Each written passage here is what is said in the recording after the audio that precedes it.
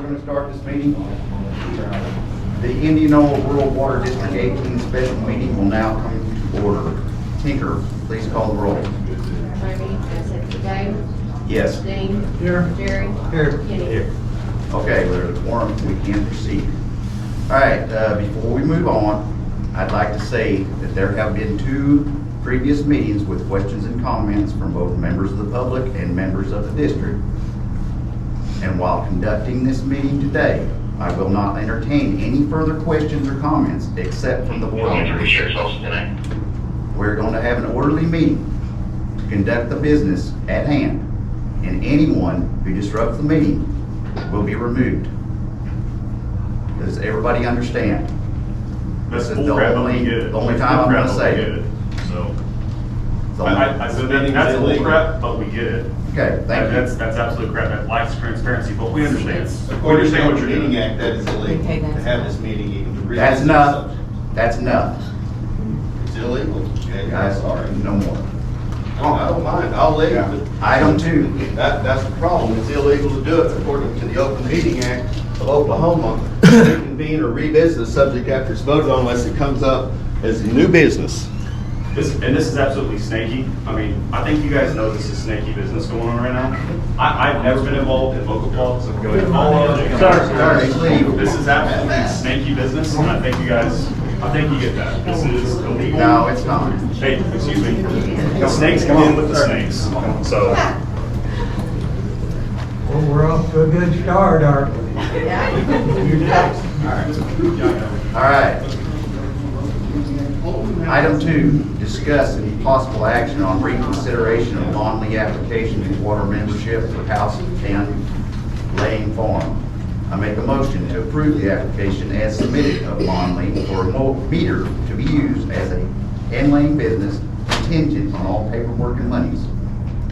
This motion is made with full disclosure that if Mr. Lee's business usage becomes an undue burden on the district's water system and adversely affects residential water supply or the infrastructure of the district, the governing board may limit or terminate his usage until such time that water supply or infrastructure can sustain continuation of his usage. Do I have a second? I second. Third. All right, at this time, we have a second. Who seconded? I did. Jared did. Okay, just want to make sure that, at this time, I want to share this information I have collected here from Abby. And there was I gave you guys all this, letters that were sent to me. Abby clarified that there was a conflict in saying whether it was 8,000 a day or 16,000 a day.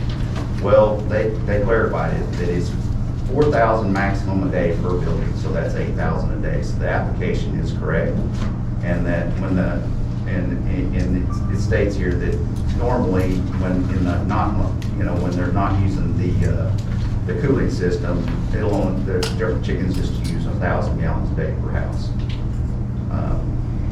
So to share that with you, I also received a letter from the chairman of the board at Pittsburgh County Public Works Authority, which is Crowder, where we buy our water, and I asked them to contact their engineer and make sure that they could produce water and that it wouldn't be a burden on them. And they sent me a letter stating that it would be just fine. Not only that, I even asked them for 16,000 gallons a day to be sure, and they said no problem. They have the water and they can produce it. I also received a letter from our engineer that made it clear. Excuse me, can you speak up for the folks out here? Oh, excuse me. I also received a letter from our engineer that ran the hydraulics and said that he ran the hydraulics at 10 gallons a minute to the meter, which is equivalent to 14,400 gallons a day, which is what a residential meter will allow. And that's all we will allow anybody on this district. And he says that meter can be served with adequate pressure and no adverse effects to existing customers. So Question. Yeah, just a minute. Jeremy, you're our operator. How long have you been with us? Probably about 21, 22 years? Somewhere there. Okay, so did you say you know this system pretty well? Feel like I do. All right, probably better than anybody in this room? Or so. All right. Do you believe in your opinion that we do have the water to provide? In my opinion, I mean, I think so. I mean, the engineers usually go off of it, and he sure said so, so I have no reason to doubt what he says. So you're saying it's not going to cause an undue Not that I can see. Okay. All right. That's all I have to say. Now, is there any other discussion from another board member? Yes, I have a couple of questions here. Yes. When did you obtain this information? See, dated the 17th. This is the first time I've seen it today. Louder, please. Louder. I'm asking when he obtained this I information. collected this information between the last meeting that we had with regular information and now. I would think you would forward that to board members as soon as you obtain that information, because today is the first day I've seen this information. Okay, well, that's when I got it. You got it? That's when I got it to you. I mean, I'm sorry, Well, I worked for 2 weeks, I didn't forward it on to you as I got it. okay. My next item would be to go over the flow testing that was done yesterday in Indianola. It was done for the ISO fire rating, and I understand you're not going to let the fire chief here speak on that, but we failed that considerably. And it wasn't just him, it was fire rating and safety personnel out of Oklahoma City, I believe. And we failed, and everyone's insurance is going to go up. Oh yeah, we can submit this right here. Here's some numbers right here. So I have a question for you. When have we ever passed it? We haven't. It's never been passed because there's no way that it could have been passed. And I There's not a big understand. enough water supply in this town to pass. And we're trending down. The numbers from 6 months ago to today or yesterday has trending down. So is our system not deteriorating with the data submitted right here?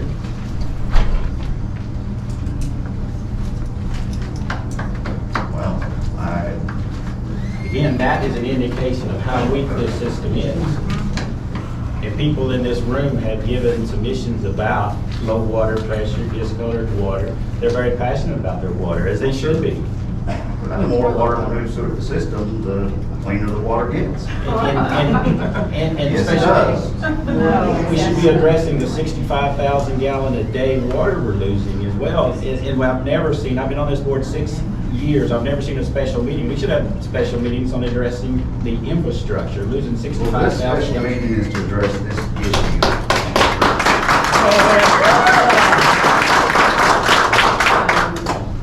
So how much did this water testing influence our lossage yesterday? Do they report that as water lossage? Do they monitor that? Do they meter that? That affects our water loss. Every time they do a test, that should be reported, should be monitored, but Yeah. it's not being monitored. Yes, you're right. On the spreadsheet that Tinker has, you have a flush deal on it, and it hasn't been done in, what, 6 months from what I understand, but that should be calculated into hers, and you can take that water loss off. Yes, I get what you're saying, but we don't do that. But we need to do that. Absolutely, I agree, to get accurate numbers, but again, if it hadn't been done in 6 months, our 43% water loss, which is averaged over 6 months, not just 1 month, 6 months, is 65,000 gallons a day And loss. how many fire departments are on our utility? My understanding is 3. 3. So every time they do this, are they monitored? I can't answer that. They're not. I defer So to the that's fire stuff that we system. need to explore at some We've time. caught some of them just stealing water and giving them to customers. Right, so that's gonna reflect on our water loss. So we need to reflect on this. Oh, yes, absolutely. Right, it's an issue that we need to, But again, we as boards aren't doing our due diligence before adding a high usage entity. We should have been addressing this years ago. And I keep bringing up water loss, water loss. No one seems to be that concerned until the past month. Well, that's not the case. We've been concerned for a long, long, long We time. haven't- I agree, we And haven't we've got, stopped late we've years. got other projects, we've got projects, we know where the problems are. The majority of the problems are with the line from Crowder to the tower at Cemetery Road, where it actually goes all the way out 113 by Canadian Shores and Canadian Shores. May I ask a question about And we that? have already submitted for Do you engineers. have water leak detectors? They have them. We have submitted to the engineer to give us construction estimates so that we could start the process of obtaining grants. And then we will move forward. And if we're not gonna get, you know, we haven't been successful in getting a grant. He has applied for grants, but we did this last year. So at some point, we're just gonna have to move forward with the financing process and do the projects. Have the engineer the projects and have the construction project done. But I don't think those projects are gonna give all the fire hydrants in this area the water that the fire department wants. The system wasn't designed for that. You can't get enough water out of a 5-inch line or a 6-inch line to pass the test that you guys want. I'm sure they'll pass at the water tower. I would hope so. You didn't test the water tower. I didn't test any of it. Okay.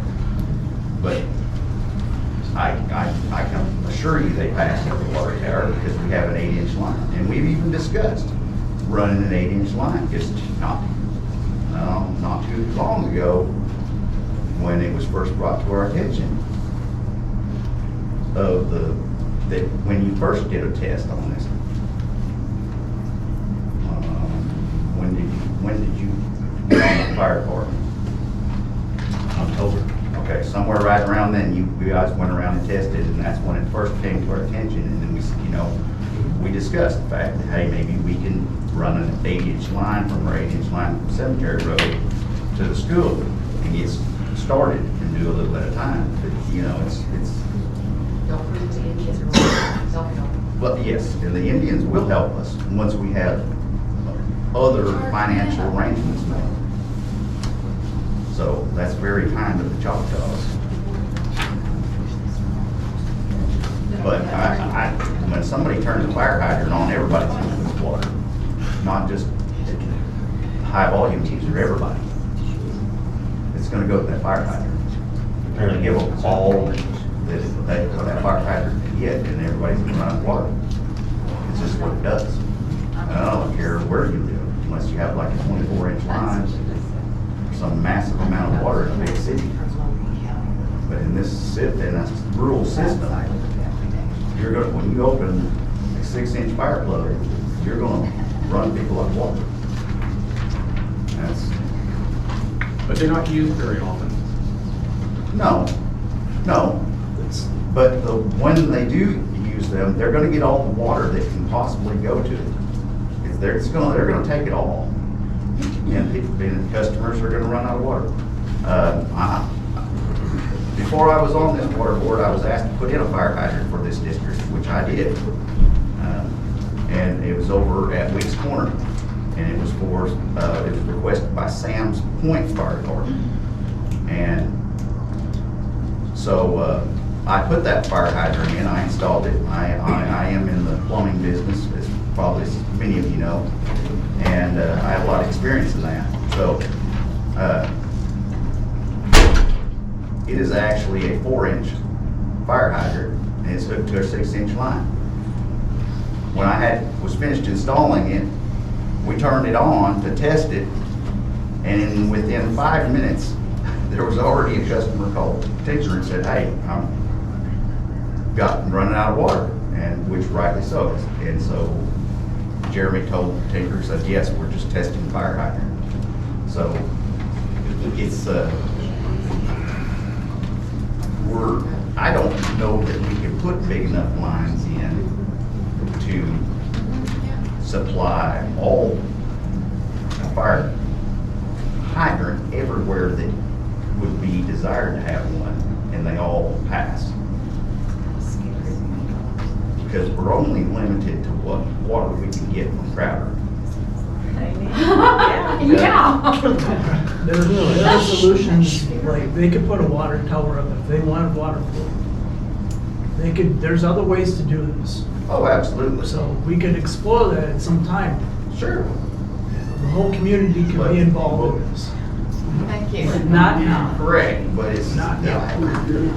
okay, I question whether it is the rural water district's responsibility to put in the infrastructure to meet fire requirements.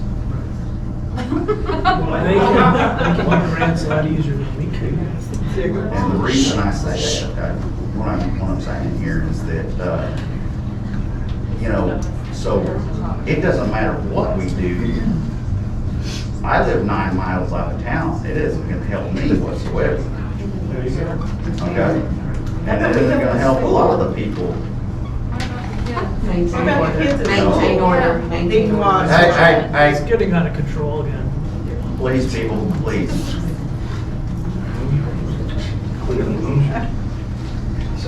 So I'm about to get escorted out, I'll walk out. But anyway, this seating. Go ahead. Say it, John. It's starting to get out of control. How many people in here are not for this? I vote for fire the whole board. All right, so, is there any other discussion by any board members? All right, Ticker, call the roll, record the vote, please. Gay. Yes. Hold on a second. Art. Dean. Yes. Jerry. Yes. Kenny. No. All right. Do I hear a motion to adjourn? Yes. Second, please. Second. All in favor, say aye. Under Article 6, we have an objection to this. Well, yeah. Homeowners will no longer pass fire sale, and will be shut down by January. Our flow test yesterday, the school does not pass fire code, and we will shut it down. Kenny. There you go. Article 6 is very specific about how this meeting was supposed to go. It did not go like that. Board members, obviously. Jerry, I'm trying to get my motion, please, Jerry. Yes. Yeah. Dean? Yes. In parentheses. This is Article 6. Not at this time. The acting sheriff, possibly the acting sheriff, they didn't cover it. Board doesn't want to answer at this time. Landowners have the right to